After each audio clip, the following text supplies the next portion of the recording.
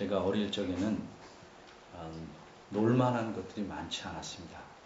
지금 생각해서 많지 않다는 거지 그 나름대로는 참 재밌게 살았습니다. 뭐 주로 우리 남자들이 하는 건 자치기, 또 구슬치기, 칼싸움, 총싸움 주로 한 서너 가지 가지고 땅 따먹기 뭐 이런 거 여러 가지 하고 살았는데 지금처럼 컴퓨터도 없고 무슨 컴퓨터에 다양한 게임도 없고 우린 주로 밥만 먹으면 나가서 하루 종일 놀고 불러야 들어오는 그런 삶을 살았습니다. 그러니까 놀이가 많이 발달되어 있지 않으니까 학교서나 교회에서 소풍을 가면 야외 예배, 소풍 이런 가면 또 역시 하는 일들이 뻔했습니다. 늘 언제나 가면 하는 것이 보물찾기입니다. 언제나 가면 교회에서도 가면 보물찾기, 학교에서도 가면 보물찾기. 또 제가 다니던 학교나 교회는 저쪽 화전이라는 곳에 있어서 갈 수 있는 곳이 딱 둘입니다. 하나는 서원흥, 그 다음에는 행주산성. 늘 번갈아 갑니다. 서원흥에 그래도 능이 5개나가 있으니까 여기저기 놀 수 있지만 우리 뭐 구분 못하죠, 그죠? 무덤에 올라가서 불러내리는 일, 뭐 주로 이런 거 하는데 행주산성은 굉장히 멀어요. 그래서 어린이들이 한참 걸어갑니다. 그렇게 했는데도 어디나 가서 하는 것은 보물찾기입니다. 보물 찾아서 1등 하면 연필 2자루. 그거 가지면 세상을 다 얻은 듯이 기뻐합니다. 근데 그 어릴 때 유독 잘 못 찾는 아이 중에 제가 꼭 꼈습니다. 그 꽝은 왜 심어놓는지. 차라리 1, 2, 3등만 찾아오면 되는데 찾으면 꽝도 있어요. 2번 실망시키는데 꼭 꽝을 넣더라고요. 그거 받을 때마다 그러니까 하루 종일 기분 좋았던 것이 막판에 꽝을 찾아가지고 아주 기분 나쁘게 돌아오는 기억이 거의 90%예요. 10번 가면 9번. 이 보물을 찾는다는 것, 상품이 어떻든 간에 아이들이나 어른들이나 참 좋아하는 것 같아요. 옛날 사람이나 지금 사람이나. 영화도 제가 기억에 나는 것도 사람들이 좋아하는 거 보면 무슨 성배를 찾아서 무슨 뭐 이런 걸 그 정확한지 모르면 인디아나 존스 뭐 이런 거 같아, 그죠? 뭐 이름은 잘 모르겠는데 그런 영화들을 얼마나 신나게 열심히 봅니까? 목숨을 걸고 그걸 찾아오고 그런 보물을 찾는다 말이죠. 또 옛날에 들은 동화나 동화책에는 맨날 애꾸는 선장이 나와서 보물지죠 뭐 이런 거 찾으러 다니는 거 뭐 그런 것들 보물 참 좋아합니다. 요새는 또 바다에서 옛날에 다니던 보물 싣고 다니던 배가 빠졌다. 그래서 평생을 그 바다에서 배를 건져서 돈을 많이 벌려는 일들이 많이 생깁니다. 그런데 요즘이나 우리 때만 그런 게 아니라 예수님 당시에도 보물 찾는 걸 상당히 좋아한 것 같아요. 그래서 예수님이 사람들에게 말씀할 때 보물에 대한 이야기를 합니다. 이런 보물 얘기를 2가지를 하셨는데 어떤 사람이 밭을 이렇게 임대에 내서 빌려서 혹은 뭐 이렇게 밭을 갈구다가 지금처럼 밭이 좋은 게 아니고 자갈을 다 골라내다가 그 안에서 보물을 발견했대요. 그러니까 얼핏 자기 집안에 있는 모든 걸 다 팔아서 그 밭을 사서 그 밭의 주인이 보물도 차지하게 돼 있으니까 그렇게 해서 보물을 찾는다. 천국이라는 것은 그런 것이다. 이렇게 말씀하셨어요. 또 어떤 장사꾼이 어디 가서 보니까 싸게 파는데 자기가 보니까 정말 귀한 진주예요. 인조 진주가 아니라 정말 귀한 진주예요. 그래서 자기 재산을 다 팔아서 그걸 사가지고 기뻐하고 아주 좋아했다. 이런 말씀을 하셔요. 정말 값진 것을 보면 자기 재산을 다 팔아서 왜? 그것이 자기가 가진 것보다 훨씬 가치가 있다고 생각하니까 이렇게 산다. 근데 천국이라는 것은 그런 것이다. 보물 찾는 것에 대한 이런 예를 드십니다. 어떤 사람이 아주 열심히 수고했어요. 보통 수고하는 게 아니고 정말 죽을 힘을 다해서 수고합니다. 마치 올림픽 신기록 또 세계 무슨 경주에서 우승하려는 사람이 얼마나 죽어라고 뜁니까? 예. 뒤도 안 돌아보고 열심히 뛰듯, 그리고 다 뛰고 나서 그냥 녹초가 될 만큼 그렇게 열심히. 더군다나 전쟁터에 나간 사람은 자기가 죽지 않으려고 옛날에는 다 칼로 싸우잖아요. 예. 죽지 않으려면 놀면서 싸우면 안 되죠. 막으면서 찌르면서 죽도록 싸운단 말이죠. 그렇게 싸우듯 그렇게 열심히 일하는 사람이 있었어요. 왜 이 사람이 이렇게 일할까? 보물을 찾으려고 일한 게 아니에요. 돈을 벌려고 한 게 아니에요. 이 사람은 남들이 볼 때는 좀 진짜 이상한 사람이에요. 어떻게 좀 심하게 말하면 미쳤다라고 할 만한 사람이에요. 이 사람은 자기가 찾은 보물을 다른 사람에게 주려고 그렇게 애를 쓰는 사람. 정말 이상한 사람 아닙니까? 자기가 찾은 보물을 남한테 주려고, 가지라고 그렇게 죽도록 고생하면서 수고합니다. 여기 골로새서 2장 1절에 보면 내가 너희와, 이 골로새라는 곳에 있는 교회 사람들에게 보내는 편지예요. 골로새. 골로새, 어떤 사람은 도요새는 들어봤는데 골로새는 뭐냐 이러지 마시고, 이건 지명입니다. 땅 이름입니다. 지역 이름인데 그곳에 있는 사람, 교인들, 하나님 믿는 사람들에게 보낸 편지예요. 내가 너희와, 골로새에 있는 사람들이죠. 라오디게아에 있는 자들. 우리는 잘 몰라도 조금은 설명을 들어야 됩니다. 골로새라는 것은 여러분 혹시 들어봤을 거예요. 중국에서 저쪽 아라비아까지 가는 이렇게 그걸 실크로드라고 그랬죠, 그렇죠? 그래서 옛날에도 무역이 발달해서 그 길을 따라서 왔다 갔다 했는데, 그 길 가는 동안에 길이 딱 하나만 있는 게 아니고 또 다른 중요한 도시도 거치는 길이 있어요. 그 중요한 지점에 있는 곳이 에베소라는 곳이에요. 지금 터키가 이렇게 있으면 터키의 제일 이렇게 지도상으로 왼쪽 끝에가 그게 아시아의 마지막이에요. 그리고 그 바다를 건너가면, 지금은 다리가 있다고 그러는데 그 바다 이름이 에게해입니다. 건너가면 거기서부터 유럽이라고 합니다. 근데 이 제일 마지막 부분에 있는 아시아의 제일 끝에 있는 그 끝에 항구 도시가 에베소라는 항구예요. 근데 그 에베소가 이게 동양과 서양, 그러니까 유럽과 아시아를 연결하는 중요한 무역 도시입니다. 그 도시에 가까이 위치해서 거기서 조금 벗어나서 이런 유브라테스 지역으로, 아라비아 지금의 그쪽으로, 이라크 쪽으로 가는 길이 있는데, 이 길가에 놓여 있어서 굉장히 번성했던 도시가 골로새입니다. 지금도 땅이 얼마냐에 따라서 집값이 저쪽과 이쪽이 다르듯이 도로가 얼마냐에 따라서 마을이 얼만큼 발전하느냐에 상당히 차이가 있어요. 그래서 지금으로부터 약 1200년 전, 그러니까 8세기까지는 굉장히 번성했어요. 근데 그 다음에 도로 계획이 바뀌는 것처럼 도로 체제가 바뀌어져서 그 위로 길이 났어요. 그래서 약 위쪽으로 한 20km 떨어진 곳에 길이 나는 바람에 그 길이 그 도시가 발전하고, 이 골로새는 점점점 이제 발전이 줄어들게 됐습니다. 그 새로 발전한 도시가 뭐냐면 라오디게아입니다. 근데 그러다가 한 몇백 년, 한 400년 지나다가 지금의 터키가 골로새라는 도시를 완전히 멸망시켜버립니다. 그래서 지금은 폐허로 남아있다고 합니다. 어쨌든 큰 계곡, 산을 낀 큰 계곡에 여러분 이제 뒤에도 나오는 세 도시가 있었는데 가까이, 그 중에 한 도시는 골로새, 조금 위에 있는 나중에 번성한 도시는 여기 있는 대로 라오디게아라는 도시입니다. 근데 이 사람들은 이 편지를 쓴 사도, 하나님께서 직접 뽑으셔서, 예수님께서 직접 뽑으셔서 내 복음을 전해라 하고 세운 사람을 사도라고 그러는데, 그 사도에 속하는 사람의 이름이 바울인데, 바울이라는 분이 쓴 편지입니다. 근데 이분이 직접 그곳 사람들을 만나본 적이 없어요. 여러 곳에 가서 교회를 세웠지만 이 골로새와 라오디게아에 있는 데는 교회를 다른 사람이, 아마 1장 7절에 있는 에바브라라는 사람이 세운 것 같아요. 그래서 직접 만나보지 못한 사람, 그래서 내 육신의 얼굴을 보지 못한 자들을 위하여 이렇게 말했습니다.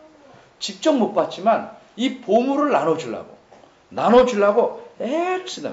얼마나 수고하는지, 내 수고가 얼마나 힘든지 좀 봐라. 이렇게 했습니다. 이 보물 좀 가져가라는 거죠.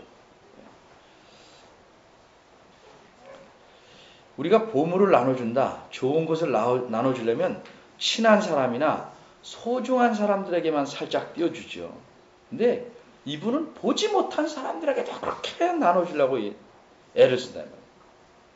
이 보물은 참 나눠주면 나눠줄수록 풍성해지는 것이지, 나눠주면 내가 없어지는 그런 보물이 아니에요. 그러니까 참 이상한 보물이요. 이 보물을 위해서 일하는 사람도 이상한 사람. 도대체 이 보물이 무엇인가? 이 보물을 가지면 어떤 유익이 있을까? 생각해 봐야 됩니다. 세상의 보물은요, 그 보물을 팔면 돈을 얻을 수 있다. 그 보물 때문에 내가 경제적으로 잘 살 수 있어요. 그런 유익이 있죠. 그러니까 그것을 지키려고 애를 씁니다. 욕심을 부리게 됩니다. 남에게 절대 웬만해선 주지 않을 거예요. 목숨하고도 막 바꿀 만큼 소중하게 간직합니다. 남에게 주면 그걸 줄어듭니다. 이 세상에서 차지하는 보물은 겨우 이 세상에서만 자기 것입니다. 그게 전부입니다. 그런데 이 이상한 보물, 자기도 갖고 그걸 나눠주면 더 풍성해지는, 모든 사람이 다 나눠 가져도 다 풍성히 가질 수 있는 이 보물, 이 보물을 가지면 얻는 유익이 뭘까? 왜 이렇게 나눠주려고 할까? 이게 2절부터 설명됩니다. 이는 그렇게 하는 목적은 이런 말입니다. 그렇게 하는 목적, 이 보물을 나눠주려고 수고하는 목적은 이 보물이 갖는 유익 때문에. 그런데 그것이 무엇인가? 여러 가지 길게 설명되는데 간단히 추리면 두 가지입니다. 이 보물을 가지면 돈은 얻을 수 없을지 몰라요. 분명한 것은 마음의 위안을 받는다는 거죠. 마음의 위안.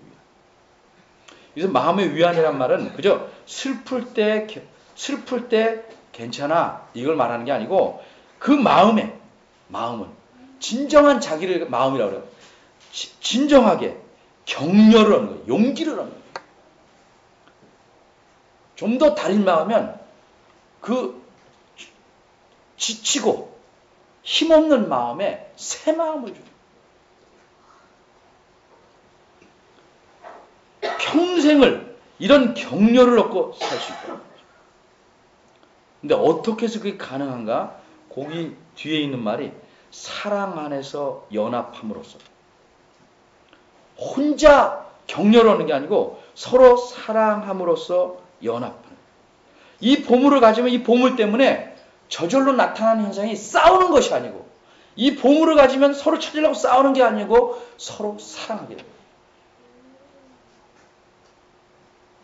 보물이 없는 사람, 보물을 조금 가진 사람들은 사랑하지 못합니다. 싸웁니다. 분열을 일으킵니다. 그리고 자기만 생각합니다. 독불 장군으로 살아가려고 합니다. 그런데 이 보물을 가지면 서로 사랑합니다. 이 보물을 가진 자가 나타나는 유익, 특성입니다. 그래서 이것 때문에 서로 격려하고 용기를 얻었어요. 평생을. 우리말은 이렇게 원문을 번역해놨기 때문에 줄줄 풀어놨는데 이게 바로 그거예요. 사랑 안에서, 사랑으로 묶임으로써 서로 마음에 격려를. 이게 첫 번째 유익입니다.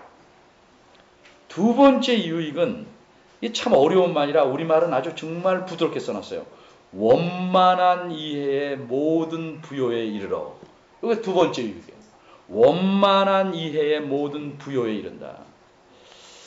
우리는 원만하다라는 말을 정말 우리말식으로 원만하게 이해해요. 사람이 뭘 또박또박 따지면 사람이 좀 원만하지 그래. 원만하지. 원도 원 크기 나름이에요. 요만한 원도 원이고 원만한 것이고, 이만한 원도 원인데 그저 또박또박 얘기하면 원만하라. 그러니까 대강 둥글둥글하고 대강 넘어가지 않으면 원만하지 않다라고 생각하는 것은 성경적인 생각이 아닙니다.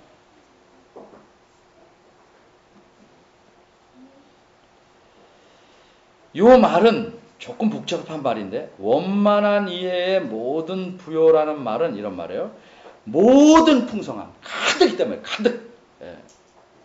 이해란 말은 들어서 이해한 것, 아는 것을, 원만하다는 말은 사실 아주 확실히 확신하는 거예요. 들어서 이해한 것, 들은 것을 확실히 확신하는 것이 가득 차기를, 가득 찬다는 거죠. 그걸 우리말은 진짜 원만하게 얘기해버렸어요. 그러니까 좀 더 이거 쉽게 말하면 아주 확신 있게, 확실하게 믿기에 이른다는 거죠. 이해한 것, 들은 것을 확실하게 믿게 한다. 그게 뭐냐 좀 더 설명하면 좋겠는데, 그래서 설명한 말이 하나님의 비밀인 그리스도를 깨닫는 것이다. 이렇게 설명하고 있어요. 하나님의 비밀인 그리스도를 깨닫게 하려 합니다. 원만한 이해의 모든 부여에 이른단 말은 들은 바, 하나님의 비밀에서 들고 이해한 것을 분명하고 확실하게 깨닫고 그것을 확실하게 믿게, 풍성하게 믿게 한다는 거죠. 두 개를 계속 나란히 놓은 겁니다. 자, 우선 하나님의 비밀이라는 게 무엇인가? 이건 비밀이야 말하지 마. 그런 의미의 비밀과는 조금 다릅니다. 여기 1장 26절에 있는 대로 이 비밀은 만세와 만대로부터 오므로 감추었던 것인데 이제는 그의 성도들에게 나타났고, 옛날에는 예수님이 이 땅에 오시기 전에는 많은 사람들이 이렇게 분명하게 알지 못했습니다. 소수의 사람들, 하나님이 택한 이스라엘 백성들만 겨우, 그들도 다 이해하지 못했죠. 그들에게만 주로 알려졌습니다. 근데 이제는 모든 사람들에게 드러났어요. 근데 다 드러나도 귀한 줄 몰라요. 우리 종종 그렇죠? 사람 이렇게 보면 나중에 드러나면 야, 저 사람 그렇게 참 좋은 사람인데 내가 몰랐다. 늘 보고 다녀도 소중한 줄 몰라요. 어쨌든 이제까지는 소수에게만 드러나는데 이제는 누구에게나 드러난. 근데 이 내용을 보면 참으로 신비스러운 것. 이걸 비밀이라고 말합니다. 감춰둔 것이 아니고 참으로 신비스러운. 우리 종종 그러죠. 저 사람은 내가 보기도 가난하고 내가 보기도 여건이 그런데 뭐가 저렇게 즐거울까? 맛이 갔을까? 그런 것 같지는 않은데. 그게 신비로운 거예요. 그게.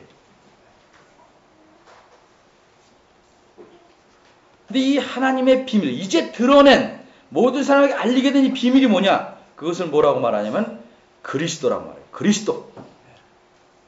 하나님의 비밀은 그리스도다 이렇게 말해요. 깨닫는다는 건요, 안다는 수준을 넘어서는 거예요. 자, 그러면 안다는 거에는 수준이 있는데 한번 생각해 봅시다. 안다는 게 뭘까 도대체? 안다는 게. 자, 조금 몇 가지 수준이 있는데 생각해 봅시다. 여기 이렇게 써 있어요. 뭐라고 써 있는지 보이시죠? 제가 저 뒤에서도 보였던데 제 눈에 아까 보니까 뭐라고 써 있어요? 그리스도. 네. 근데 글을 모르는 애들은 모른다는 거예요. 그죠? 이 쉬운 글자, 받침도 없는 쉬운 글자, 그죠? 네. 를 모르죠. 그러니까 글을 모르는 애들은 전혀 모르지만 그리스도라고 읽을 수 있다는 건 그리스도를 안다 말할 수 있죠. 글자를 아니까. 근데 조금 더 가까이 오면 그리스도라는 글자의 색깔이 다른지도 안다는 거예요. 그리는 검정색이고 스도는 파란색이고. 요것도 안다요. 근데 더 잘 알죠. 글자만 아는 것보다 좀 더 잘 알죠.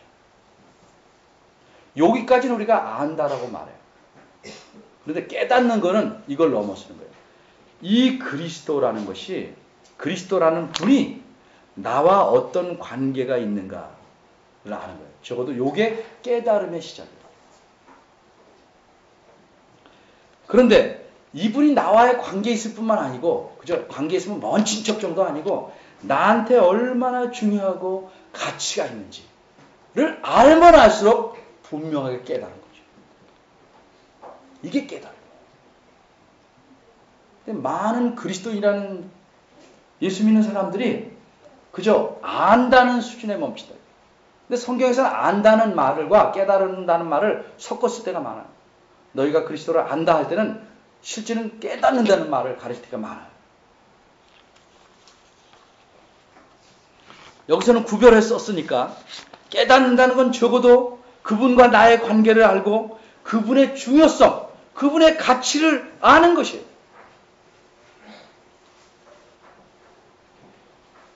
그러니까 참 세상에 추구하는 그런 보물이 아니고 이분이 나한테 정말 가치 있는 보물이다를 아는 것. 이것이 하나님께서 나를 위해서 우리를 위해서 마련해 주신 정말 값진 보화다를 아는 것. 이걸 알면 우리의 삶이 달라지는 거예요.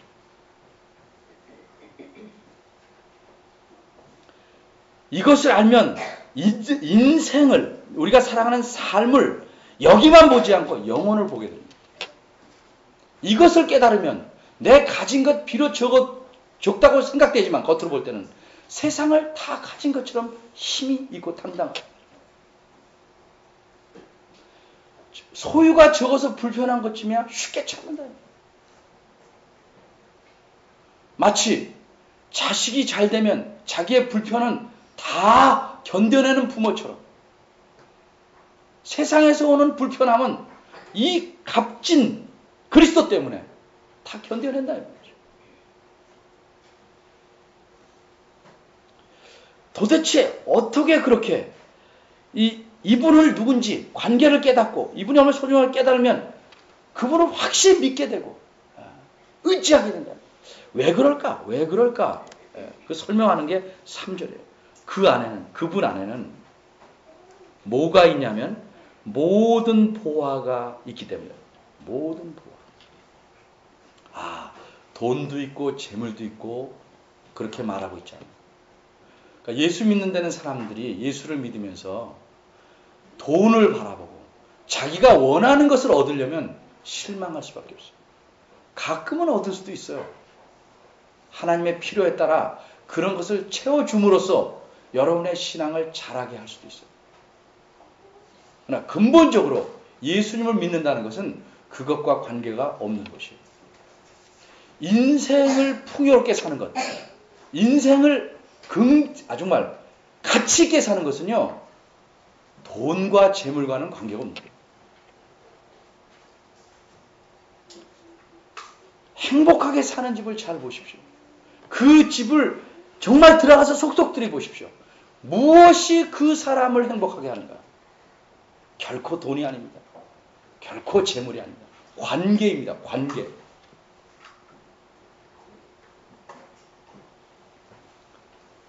근데 이분 안에는 어떤 모든 보화가 있냐?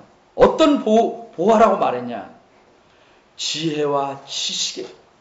이분 안에서는 모든 지혜와 모든 지식을 다 얻으시다. 인생을 살아가고 영혼을 사는데 필요한 모든 지혜와 모든 지식을 다 얻으시다. 지식과 지혜, 조금 아주 간단하게 설명하면, 지식이라는 것은 어떤 대상을, 어떤 무엇을 겉만 알지 않고 그 안에까지 자세히 아는. 근데 그걸 자세히 아는 것을 제대로 쓰는 능력을 지혜라고 합니다. 아주 쉽게 말하면. 좀 아주 극단적인 예를 들면, 이것을 키면 불이 들어온다. 이게 전기 스위치를 안다. 그런데 막상 불이 꺼졌을 때는 스위치가 어딘지 모르면 불을 못 켜는 거죠. 지혜는 내가 아는 지식을 삶에서 어떻게 제대로 활용하느냐 하는 능력을 지혜라고 해요. 이 세상에 가만히 보면 지식 있는 사람은 굉장히 많아요. 지혜 있는 사람은 점점 줄어요. 근데 무엇이 참된 지식이냐? 그건 여러 가지 또 생각할 수 있지만 그리스도 안에는 모든 참된 지식과 모든 참된 지혜가 가득하다. 가득. 삶을 값지고 행복하게 살 수 있는 지식, 지혜를 다 얻을 수 있다는 거죠.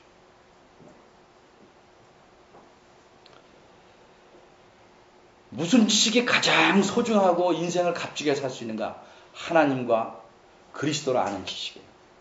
겉만 아는 게 아니고 진정으로 아는 지식. 그런데 여기 보면 그 안에는 지혜와 지식의 모든 보화가 감추어 있다. 아, 그 안에 들어가면 또 감추었으니까 찾아야 되겠네. 이런 뜻 아닙니다. 이 말은 다시 찾아야 되는 뜻이 아니고 이분에게만 있단 말이에요. 다른 데서는 찾을 수 없고 이분에게만 있다. 그 말을 다른 데는 없으니까 여기서만 찾아야 된다는 뜻으로 감추어 있다 이렇게 말합니다. 이 세상을 우리가 살아가면서 사람으로서 정말 보람되고 행복하고 가치 있게 살려면 다른 데서 지식과 지혜를 얻으면 못해요. 그리스도 안에서. 근데 어떤 성경학자가 이렇게 말했어요. 많은 그리스도인들이 이 풍성한 보물을 갖고도 정말 가난하게 살고 있다. 왜 이렇게 말했냐면 그리스도가 어디 계시냐면 이미 27절에 보여요. 이 비밀은 너희 안에 계신 그리스도십니다. 예수님이 예수 믿는 자들과 함께 계십니다. 이 보물이 온갖 지혜와 지식의 보물 창고가 우리와 더불어 있는데 우리는 이 모든 보물을 갖고도 가난하게 살아요.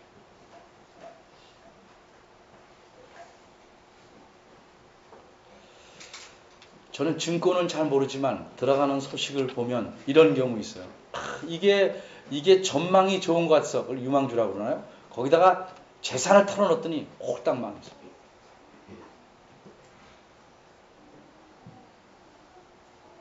여러분들이 주식에 투자한다고 예를 들어봅시다. 돈에 걸고 명예에 걸고 무슨 재물에 걸고 그렇게 투자하면 인생을 망칩니다. 그리스도 주식, 그리스도에게 거십시오.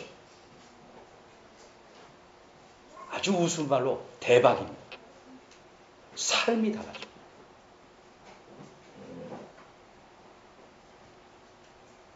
여러분은 눈에 보이는 것만 추구합니다.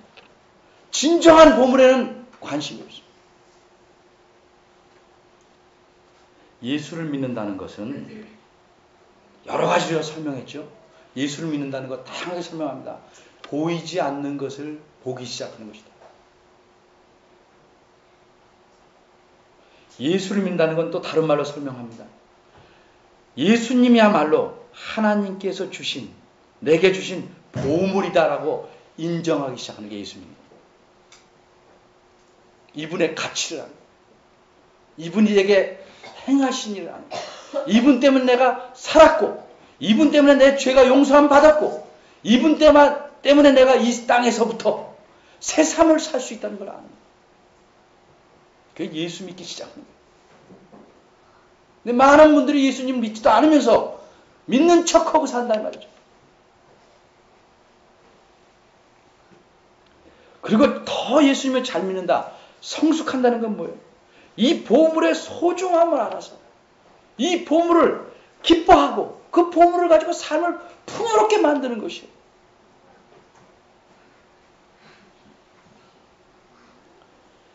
인생의 모든 문제는 돈이 결정하는 것 아닙니다. 진정한 보물을 모르는 분들은 그렇게 생각합니다. 인생의 모든 문제는 잘못된 보물을 추구하기 때문에 생겨나는 것입니다. 인생의 진정한 보물을 갖고 있으면 문제가 해결되기 시작합니다. 여러분 생각 속에 무엇이 여러분에게 가장 소중한 보물입니까? 여러분 무엇을 찾으려고 살아옵니까? 아마 어떤 분들은 그 인생의 가장 소중한 보물을 찾으려고 예수님을 이용하는 거죠. 하나님을 이용하는 거죠. 하나님을 믿으면, 예수를 믿으면 내가 추구하는 보물을 찾을 수 있겠다. 그건 예수 믿는 것이 아닙니다. 그건 잘해야 예수님을 보물지도로 겨우 생각하는 것입니다.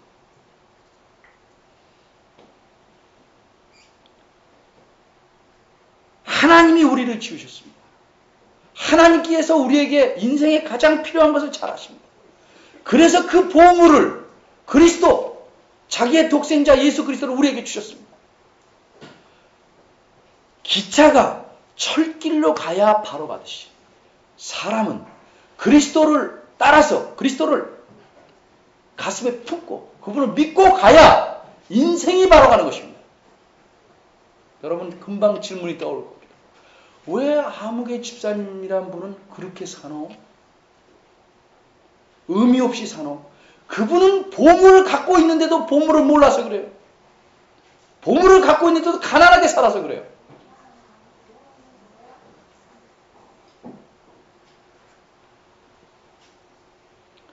여러분은 인생의 보물이 무엇이라고 생각하십니까?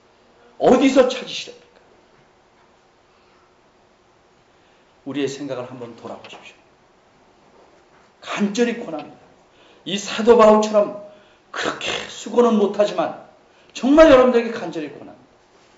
인생의 보물을 제대로 아십시오. 그리스도가 우리 삶의, 우리 전체의 보물이고 이 안에 인생을 풍요롭고 가치 있게 살 수 있는 모든 지혜와 지식이 담겨 있음을 아십시오. 하나님의 말씀입니다. 제 말이 아니고 하나님의 말씀입니다. 그리스도를 믿는 여러분이라면 내 안에 계신 그리스도, 이 보물 소중히 다루시고 이 보물을 굳건히 믿고 이 보물대로, 보물의 가르침대로 사십시오. 인생이 달라집니다. 제가 보장하는 것 아니고 하나님이 보장하시는 것입니다. 아무쪼록 저와 여러분들이 다 이 보물을 소중히 여기고 그래서 하나님이 주신 인생을 풍요롭고 하나님을 기쁘시게 살고 뿐만 아니라 이 땅에서 삶을 멈추고 영원으로 옮겨가는 그날 우리가 다 같이 기뻐하고 감사하는 성도들이 되기를 바랍니다. 기도하겠습니다. 하나님 아버지, 우리가 무엇을 찾아 헤매왔습니까? 소중한 것을 내 곁에 두고도 다른 데서 찾는 사람처럼 바보스럽게 살지 않았나 돌아보게 하시옵소서. 우리 삶이 왜 이렇게 각박하고 메마르고 세상이 추구하는 것을 쫓아가도록 엉뚱한 방향으로 가고 있나이까?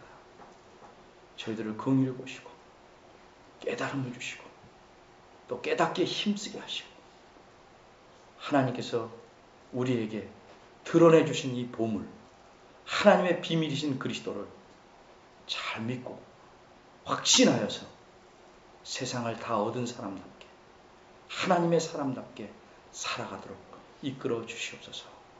예수님의 이름으로 기도합니다. 아멘. 다 같이 일어나셔서 성경 2장 보시겠습니다.